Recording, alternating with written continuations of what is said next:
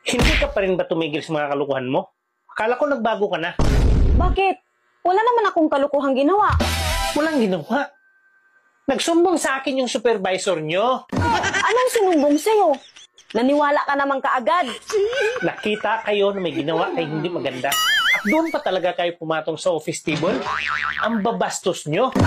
Bastos? Ano ba yung bastos? Ano ba ibig sabihin ng bastos? Ang masilang bahagi ng katawan nyo na nakita ng ibang tao, kabastusan yon. Meron kasing tao minsan na mali-mali ang kwento. Kaya huwag ka basta-basta maniniwala. E paano mo nasabi na mali-mali ang kwento? Inakita nga kayo. Kaya nasabi ko mali-mali ang kwento kasi wala naman kaming kabastusan na pinakita sa kanila. Hindi ba kabastusan ang pinakita nyo na nasa ibabaw kayo ng office table? Walang bastos dun kasi wala naman silang nakita. Nangangatwiran ka pa talaga. Eh nakita nga kayo nasa ibabaw kayo ng office table eh. Oo, nasa ibabaw nga kami. Pero hindi kabastusan yun. Oh, kita mo? Umamin ka na. Paano mo nasabing hindi kabastusan? Walang bastos dun. Wala naman silang nakita. Paano mo nasabi na wala silang nakita? Paano nila nakita? Eh, nakatakip kami ng kumot. Alam mo, kapag naging tayo, promise, hindi ka masasaktan. Alam ko naman na hindi ako masasaktan sa'yo. Nasa itsura mo naman na maliit yang sa'yo.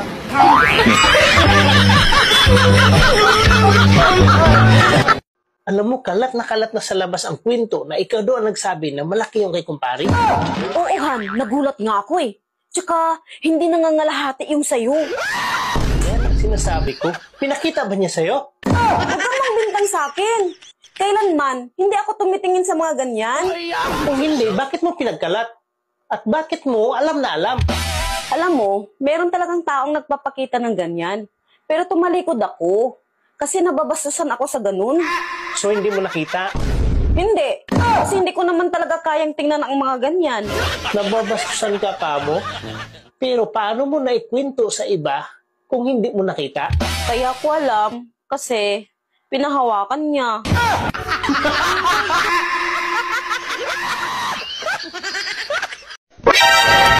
Kuya, matigas na ba yung saging mo? Oo. Pahawak naman. Mapriso ka. Alam mo, X, simula nung mawala ka sa akin, hindi ako makakain, hindi ako makatulog.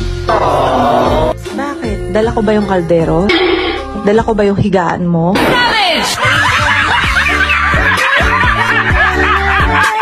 Ang lalaki kapag nagkakasala, humihingi talaga ng tawad yan. Nagsusorry. Pero pag babae ang nagkasala,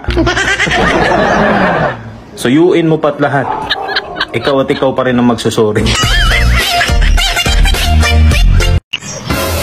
Sa babaeng sexy at maganda, deserve mo ang mamili ng gwapo o may itsura. Wow! Kasi sayang yung ganda mo kung mapunta ka lang sa lalaki na hindi gwapo, wala pang pera. Oh. Talagang sayang. Ha? Kung ang makakatikim sa'yo, isa lang. Sige, banatan mo. Kumakain ka ba? Eh kahit lamok, hindi ka makakapatay eh. Lakasan mo. O sige, onting lakas na, yung may boom effect.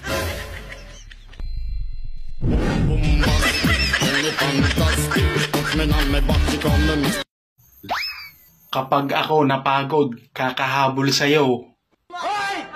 Gagapangin na lang kita.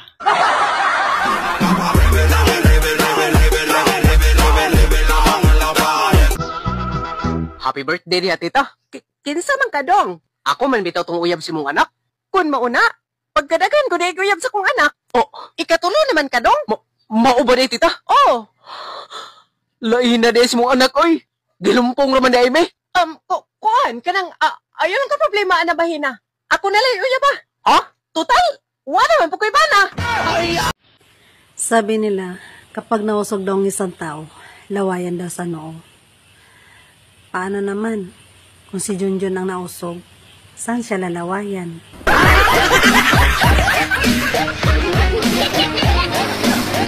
Oy, Dad. Kumain ka na ba? Oh, kumain ako sa labas. Walang iya ka. Kumain ka na. Samantalang kami nagugutom dito. Hindi ba kami kumakain? Hindi mo lang kayo inaalala. Eh kaya nga sa labas ako kumain. Ayoko makita kayo dito na nagugutom. Nagkakamay din naman ako. Oh my God! Lalo na kapag walang kutsara. Okay, ingat ka. Huwag kang tatawid pag may motor, ha? Hintay mo yung truck.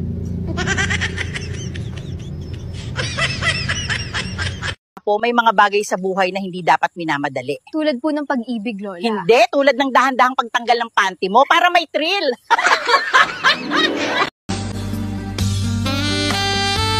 Mga babae na dapat ingatan. Matapang. Selosa.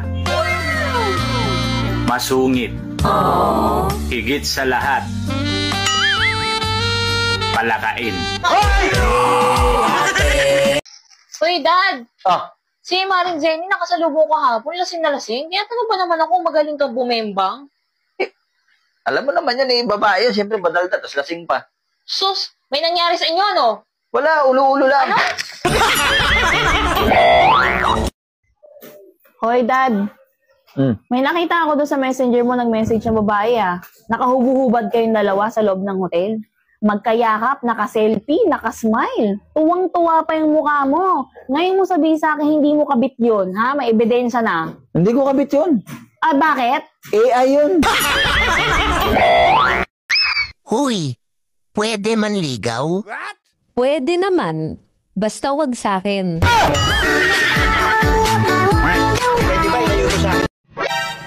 Ate, napakaswerte mo pag ako ang napangasawa mo. Dahil wala akong pakialam sa pera. Wow, gusto ko yan. Ibig sabihin sa tuwing sahod mo, bibigay mo sa akin yung pera? Hindi. Dahil ikaw ang magtatrabaho.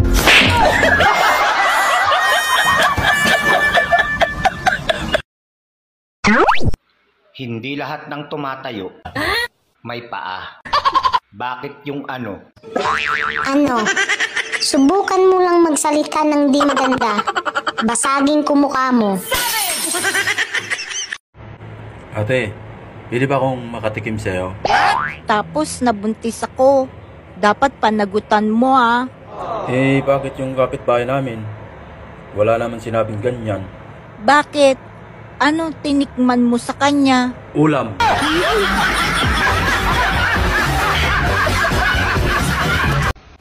Yung alam mo na ngang mabaho. Pero bakit di mo maiwasang amuyin?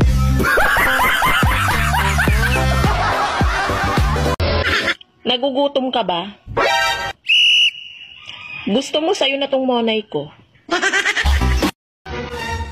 Hoy, lalaki. Bakit doon ka natulog sa kwarto ni Inday kagabi? Sige nga, mapaliwanag ka nga. Hindi ba nga, may sakit si Inday? Eh, kawawa naman, walang mag-aasikaso. Kaya, doon ako natulog sa kwarto niya kagabi. Ano naman? Mag-asikaso daw. Eh bakit nung bandang alas 12 na ng ating gabi, narinig ko si Inday ang lakas ng halinghing umuungol pa. Ha? Ano mo naman narinig yun? Eh papanong di ko marinig? Eh doon din ako nakatulog sa kwarto ng driver natin. O di ba nga magkatabi lang ang kwarto nila?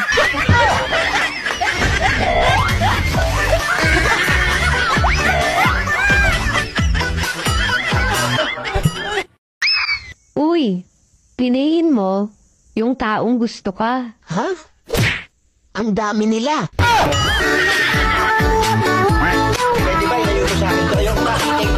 Kung ihahalin tulad mo ang utak mo sa isang bagay, ano ito?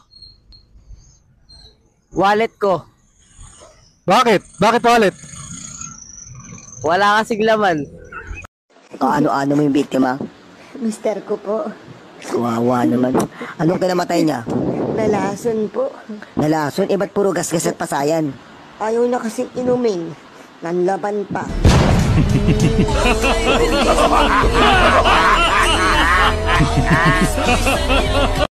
Bay, pwede tayo mangutana, bay? Kaila ka na. Hoy, naminaw ka? Alam sa tawanan eh. Masa may tuyo? Kaila ka ng Dextoy dyan. Kus gabi, di ko kadungog. Dextoy dyan ba? Ayaw pog sagit. Ano ka kusgon? Kanang igo-igo lang. Dextoy dyan. Dextoy dyan. Kinsa man na? Huwag ko kailapod. Manong nangutaan ako ni mo. Ay, mangutan na tagbata. Huwag ko kailaman. Dong, alay dong. Kaila ka ng Dextoy dyan? Ikaw man na. Ikaw man na. Kung sa'yo ako, nangita gani ko. Nangita man daw si anak dong. Ikaw ba, ikaw man na. Ako daw. Ay, ako man na. Nawara mo sa pangalan mo dahil. Dextoy dyan. Ikaw naman din na din. Naglas-kalas pa tag-uras na rin. Nalipat yun ta ba? Nalipat. Utang daw ni mo na si Busing. Utang? Di sa ko mo utang kay naapa ko'y utang daghan. Maningil ko gisugo kong Busing. Pila may utang din ako? 20,000 daw. Kisa may kasugo ni mo? Si Busing gani. Ikaw ha, naglagot na ko ha.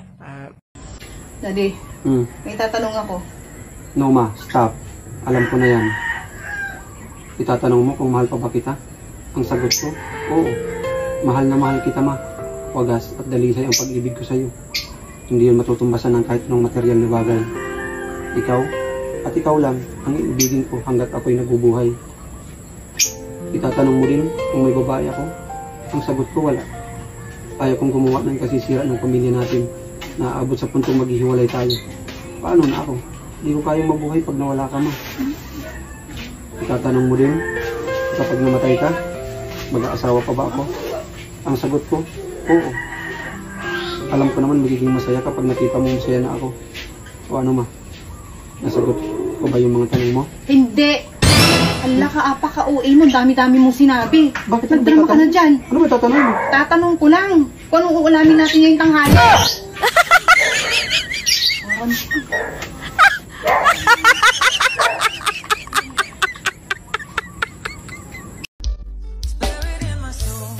Ate, nakita ko yung langit mo. Makulimlim. Ay, ang galing! Kakatapos nga kumain, nakaupo na naman. Ano naman? Hindi mo ba alam sa ginagawa mo yan, pwede kang magkabukol? Bukol? Kumain lang, magkakabukol? Kalukuhan. Ayaw mo maniwala? Hindi ako maniniwala. Ayan, may bukol ka na. Hugas ka na kinainan mo. Ayaw mo maniwala. Anak ka ng po. Anak. Paborito mo palang tutong? Oo. Kung sa akin, kuya, tutong, gusto mo? Yeah.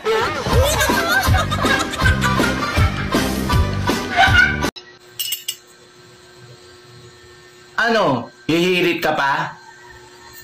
Paano? Ang aga-aga, lagi ka nalang galit. Ang hirap sa'yo eh. Maliit na bagay, pinapalaki mo. Ikaw nga eh. Maliit na butas, pinapalaki mo. Agay!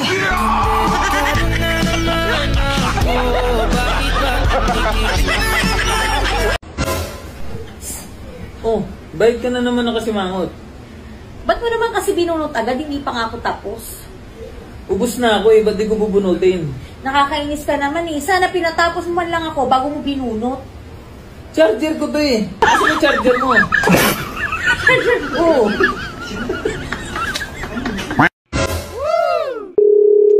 John, may mamamarites ako sa'yo. May gusto daw sa'yo si Joel. Wow. Totoo ba yan? Ayun ang narinig ko. Hala. Ang pangit-pangit ko. Kaya nga, yun ang sinasabi ko. Ewan ko ba sa batang yun, ba't yung nag-iisip ng, matino? Hindi marang...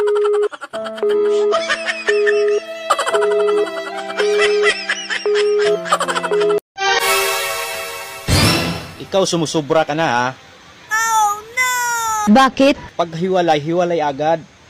Hindi yung ipagkalat mo pang maliit. What? Totoo naman ah.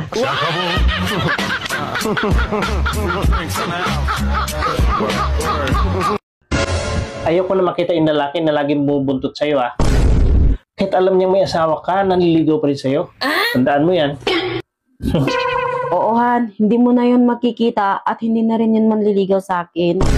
Ay, buti naman, tumigil na siya. Siguro, naiintindihan na niya na mali yung ginagawa niya. Oo, Han. Gumawa na rin ako ng paraan para tumigil siya. Diyan ako believe sa'yo, Han. Dahil hindi mo inasa sa akin lahat at mahusay ka mag-isip. Oo, Han. Hindi na yung magpapakita dito at hindi na rin yun manliligaw sa akin. Yan ang asawa ko. Hindi lang matalino, mandiskarte pa. At hindi ako nagkakamali na ikaw yung napapangasawa ko. Swerte ko sa'yo. Kaya pala, ano palang ginawa mo? Bakit bigla na nahimik yung lalaking yun? Ako na pumupunta sa bahay nila araw-araw.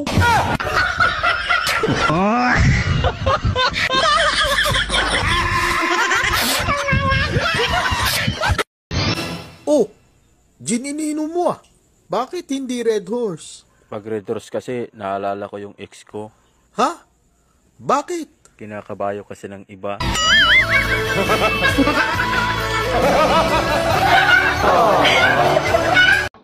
Alam mo, sawang-sawa na ako sa pagkababairo mo. Higit na sa 10 bisis na kitang nahulin ng babae, sumusubra ka na. Alam mo, masanay ka na. Dahil ganito na talaga ako pinanganak eh. Hindi ko na talaga mabago yan eh.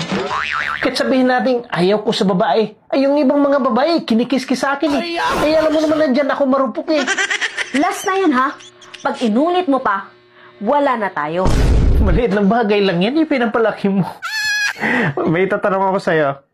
Kung sakali bang maghiwalay tayo, maglalandi ka rin ba sa iba? Naglalandi nga yung insekto na sobrang liit yung sa kanila? Ako pa kaya na sobrang laki yung sa akin?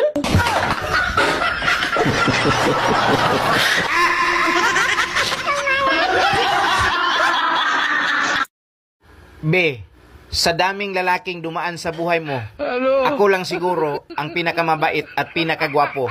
Ewan ko ba, sa lahat ng lalaki nang dumaan sa buhay ko, lahat may pero. Anong may pero? Yung iba, mahal ko, pero babaero at mayabang. Tapos ikaw naman, pinakasalan ko, kasi mabait at gwapo. So ngayon, anong problema? Nandito na sa akin lahat ang hinahanap mo. Oh, ba't nangungurot ka? Ba't hindi mo sinabi sa akin supot ka?